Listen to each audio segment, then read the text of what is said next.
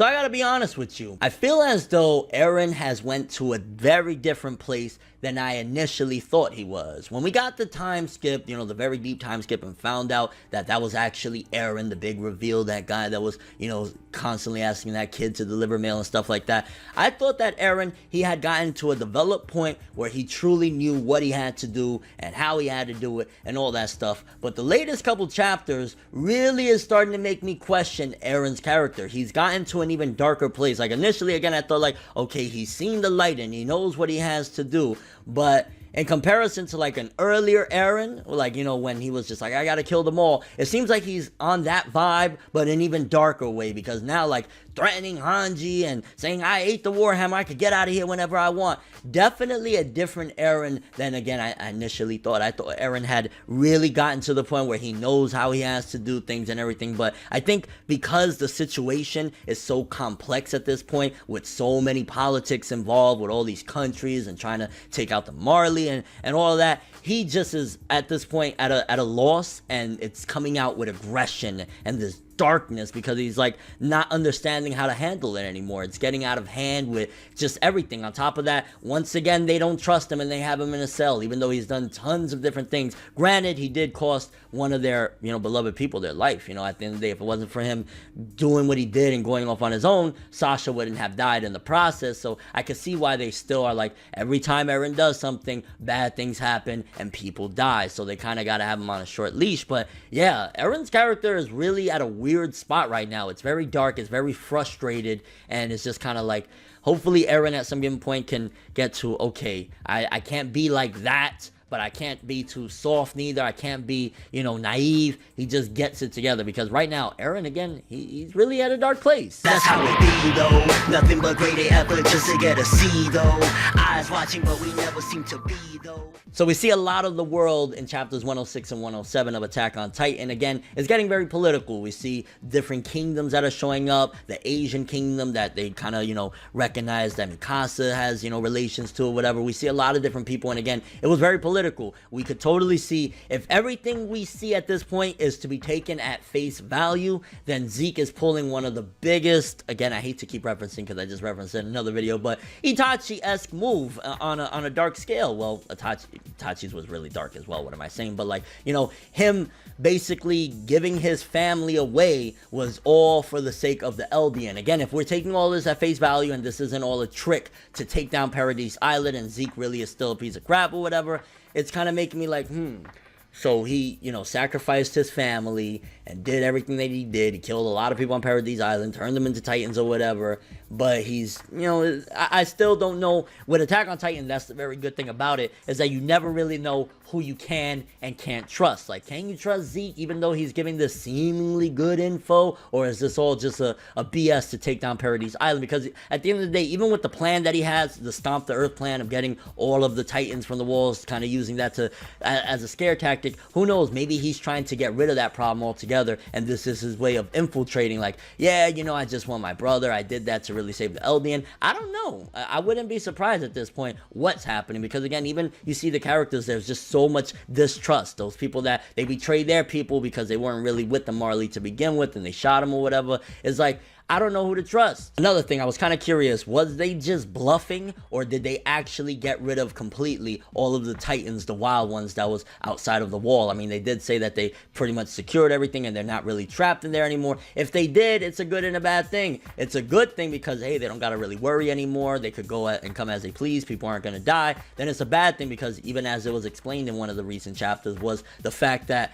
it was kind of a deterrent for people. Like, yo, we don't want to really attack. We got to get really prepared, because immediately as soon as we arrive on the island, there's going to be a bunch of Titans there. But considering they created the harbor and stuff, I'm imagining, yeah, there's no Titans, because it would be very difficult to go to the harbor and pick people up and take them back into the walls if there's wild Titans that they have to run around and get around, you know what I'm saying? So more than likely, yeah, that's probably accurate, but it's still, it gives them at a disadvantage to a certain degree of like, yeah, now people aren't scared anymore. So if that information gets out, oh, okay, you know, you don't got that defense around. I mean, you still have the walls, and once those go down, it's a wrap. But yeah. And I want to talk quickly about 106 Jelena.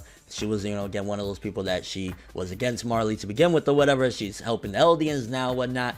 what is the connection that she has with Annie? Because we've seen in 106 her kind of talking to Annie and stuff like that. I mean, she was over there for a while, so maybe when Annie was younger and before everything happened, they were friends and stuff like that. Maybe she looked up to her, and this is her, you know what I'm saying? It still makes me question, like, what are her loyalties? Honestly, maybe I'm just paranoid about it all, but I just don't even know who to trust anymore. It's like, you got Eren going batshit crazy, you got Zeke saying that he's helping and saying his reasoning behind selling out his family and everything that he did. They got him in the middle of the woods, and I love how Levi is a badass. Like, yo, you know, I'll cut you down right now. You know, I don't even care. Like, really badass stuff. But again, there's just so much distrust and everything. Even Pixie is like, oh, you know, we can't really trust you. Thanks for the info, but they got guns pointed and everything. Like, they're just in a really tough situation, which again is probably why, going back into Eren's character, why he is the way he is. But on top of that, I think one of the main things that really has pushed Eren to this dark point that he's at right now is what happened with Historia, because we see throughout the chapters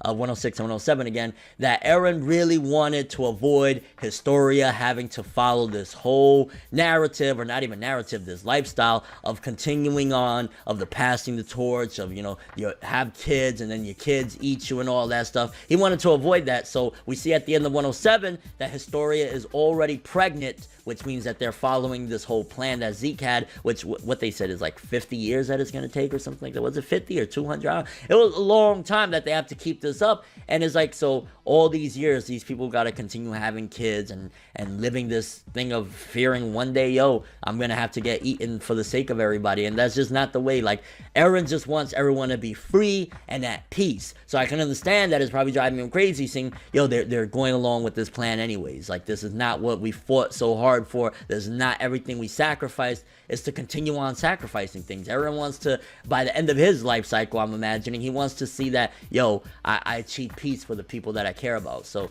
it was interesting to see, or it's not even interesting, again, it's just really like messed up that Eren is at this mind state at this point. A lot more world building in these chapters as well. You see that, again, the different races, to a certain degree, probably the author saying like, yo, I want to make it a little more diverse, possibly even impacted by the, you know, the anime community and the culture itself, because you see so many people around the world love Attack on Titan. Maybe that's probably why he did it. Cool stuff there, honestly, nothing to complain. Overall, this chapter and these past two chapters of Attack on Titan, again, bringing more of the politics, but in an interesting way. It's not like that arc, you know, the whole politics left and right. Like, these politics is actually like pushing the story forward. So I can't really complain much about the political aspects of it, because again, it's good stuff. It's pushing the story forward, and there's reasoning behind it. It's like, just, I think everything behind a lot of these questions of which way we should go, again, is just a matter of distrust and which is the best course of action. I think, honestly, as we approach, you know, the end, Eren at some given point is going to throw all of that shit out the window. He don't want to go through with some plan of sacrificing people for years to come.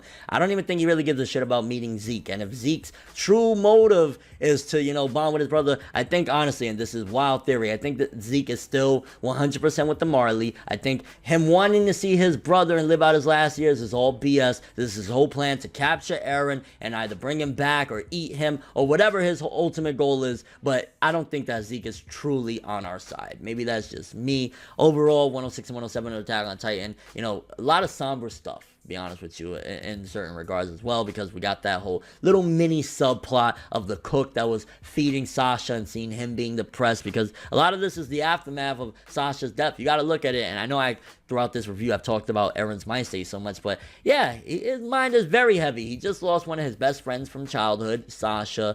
You know, the plan that he's been wanting is all out the window. Historia now is pregnant, so they're following this plan that he doesn't want to rock with. Again, that's, you know, gonna impact him. I mean, it's still a little bit like, whoa, grabbing Hanji like that. A little bit dark there, mates. But as a whole, honestly, Attack on Titan, it seems like we're vastly and quickly approaching the ending. It seems like it's drawing near. We have nations that are colluding with Paradise Island. It's getting intense. Kind of curious what you guys think. For starters, is Zeke really on our side, or do you think Zeke is doing all this to get close to Eren, to capture Eren, to bring him back to Marley, and that's why he's doing this? Also, real quickly before I go, I gotta talk about Gabby, I ain't gonna lie, I cannot stand Gabby. Like, the plot protection for Gabby and the other dude, well, the little kid, I don't really care. It's Gabby. Get Gabby out of here. After what she did to Sasha and everything, like, I'm imagining she's gonna experience something gruesome. I mean, they are setting the whole thing up with Reiner, and Reiner waking up like, I'm hearing voices, where are they, or whatever. So maybe she'll still survive for quite some time until she's reunited with Reiner. But man, if there's a character right now that I'm really having a distaste for, it is Gabby. Like, enough with the plot protection. Get her out of here. She took our little hungry woman away from us. And your overall thoughts of Attack on Titan 106, 107. Again, it seems like we're heading towards the end. But that's all I have for this one. Thanks for watching. Hope you enjoyed. If you liked anything I had to say or enjoyed the video, drop me a like. I'd greatly appreciate it. And if you want more from me, make sure to subscribe. Follow me on Twitter, Instagram, stalk me on Facebook, and follow me on Twitch to get more when the video ends. I'm ForneverWorld, and as always, people, have an awesome day. And remember the golden rule. Anime and manga for life, boy. Bow. Have an awesome day. We making major moves, laughing at the haters lose. We don't give a fuck, virginity intact, queen stack. Paper rules, if you heard it, best believe that. But now it's whatever, one day I'll be your favorite, but never.